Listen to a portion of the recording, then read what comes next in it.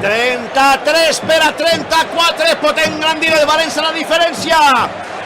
Ahí va Dani Parejo als 11 metres contra Kepa Arrizabalaga, el de Ondarroa contra el de Coslada, el 1 contra el 10.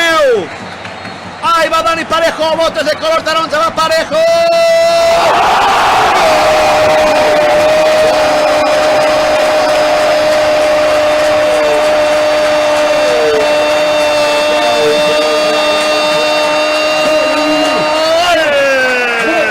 Del Valencia,